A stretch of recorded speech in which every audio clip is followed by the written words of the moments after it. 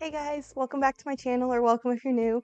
I appreciate you stopping by and I hope that you stick around. It's a lot of basically chit chat and hanging out and crocheting and hopefully some reading content now.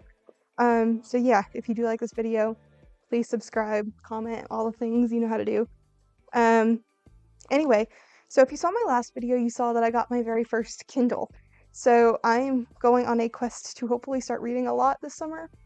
I used to read a ton as a kid, and life gets busy and everything, and so I stopped kind of reading for a while. And yeah, so I've got a whole list of TBR books that I got through my Kindle Unlimited subscription. When I bought my Kindle, it was coming with a 3-month free Kindle Unlimited subscription. I'm not sure if that's like a promo thing or if that is all the time. I don't know. But yeah, so I tried to pick mostly books that are Kindle Unlimited, and I wrote down a list of several here. Now, when I went to make the list, I wanted to write them down in the order I was going to read them. I don't think that happened. Let me know which one I should read first when I read these off. Tell me which sounds the most interesting to you.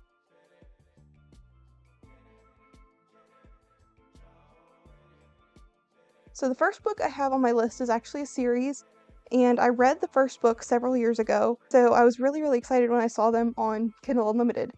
So these are called the Missionary Kid Chronicles, and I've read book 1. There's 4 books in the series. So I think they're a children's book, but that being said, like, I'm reading it because I really enjoyed the first one several years ago. So I want to, pick those back up. I may reread the first one, but it'll just kind of depend. I might be able to catch up on the second book. These are by Sean Sanborn, and it says, Chaz is a missionary kid in Chiang Mai, Thailand. Chaz's path intertwines with a village girl named Katya, whom after escaping being sacrificed to a dragon is sold as a prostitute. Meet a visiting outreach team and fun orphans as you are swept away on a life-endangering journey that will either doom or save a group of desperate villagers. Anyway, I remember reading this, and I guess it's 3 books, actually. I have the sample, so it's 3 books. And it was really good. It's very, I remember it being very, clean and age-friendly, presented in a way that nothing was too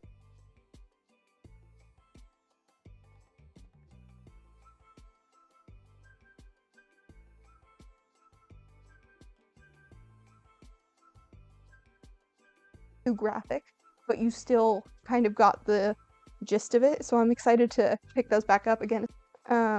Yeah. Next, I have One Moment in Time, and I've got my Kindle down here, which is why I'm looking down a lot. I want to find these books so I can read the descriptions to you guys. 1 Minute in Time is by Sherry Lowe, and it is about basically a husband and wife who are on the brink of divorce, but their daughter doesn't know that, and so she plans a trip for them to renew their vows, and finds these other couples who were in the pictures with her parents at their original wedding. It sounds really interesting. I'm wondering if it's going to be like a romance type of book for the daughter. So yeah, that one I think is going to be fun. That's a standalone. Yeah, if you guys have, I feel like several of these books on this list are things that should be talked about more, but aren't necessarily. So the next one I've got is another series, and this is the Florida Keys Bed and Breakfast series. It's a murder mystery, I think. It says cozy mystery. I thought I read murder mystery before. These are by Danielle Collins. If you've read these before, I realized yesterday when going through my books, I accidentally downloaded books 4 through 6 and not books 1 through 3. So if you've read these books, are these ones that I can read as standalones, or do I need to go and find books 1 through 3? But here's my little gist of them. I can see if they're actually a murder mystery, I guess. Let's see. The only thing more exciting than a walk on the beach is a good murder mystery. It's got 21 ratings of 4.5, up to 4.5 stars, so it must be good. Eva Stewart runs a charming bed and breakfast in the Florida Keys with her talkative parrot. So that's just one of the stories, I guess. So it does seem like maybe I can read one at a time without having to go and find the whole series. So that's nice because I don't know. It said this is book 2 out of the big thick pack series, if that makes it, where they combine the books into one book. So this should be the last set or something. But yeah, so hopefully I can read those as standalones if I do feel like a little bit of mystery this summer. And Florida Keys, that's like a tropical fun thing, so I thought that might be fun. And I realized too, I meant to start this off with what I'm reading currently. One of the books on my list here is actually the second book in the series of a book I'm reading right now. So the two books I'm reading right now are The Blind Side of Grace, and I can pull up the description here for you guys. And it's so far it's really good. I've really been enjoying it. So this is by R.A. Williams, and it says blind sight, a cortically blind person's unconscious awareness of visual stimuli that is not consciously seen. So basically, it's about a girl who she lost her family as an adult, I think, but then when she was a child, she was in a car accident with her brother and lost her sight.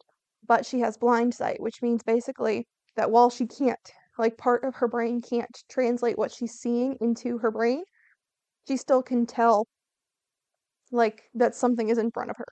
So, um, it's so far it's just really cool. It's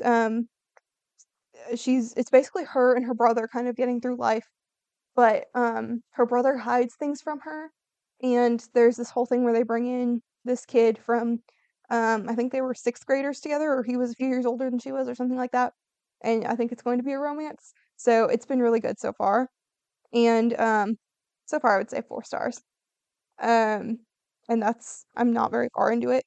And the other book I'm reading right now is Buried. That's by Kennedy Plum. Last summer I read another of her books. I read The Light Keepers. That was a retelling of Tangled. And Buried it's got a very similar feel. It's not a like princess retelling or anything like that, but the writing is a very similar feel. And this is basically a dystopian book about how all these kids have been taken to live underground until they turn 18. When they turn 18, then they can be sent out basically to war. Um, and so these kids are basically all orphans. Everyone down underground is either like a government official, elderly, or children. Um, so so far it's been really, really good. And this is about I can't remember what his name is, the main character. But anyway, I'm excited to see kind of how that turns out. I'm not exactly sure. I'm thinking it's going to be kind of like similar to the Giver storyline if you've read the Giver. Um, I think it's going to be similar to that, and like maybe they're breaking out of this breaking out of this dystopian society. But yeah, so I'm excited about that one. Next on my list is The Shield Maiden's Daughter. This one sounds really exciting to me. Um, it's basically I think it's sort of like a princess was raised by a commoner type of story, and then needs to like step into her place. And it says it's book 1 of 4, so I guess that's a series also. I didn't realize that.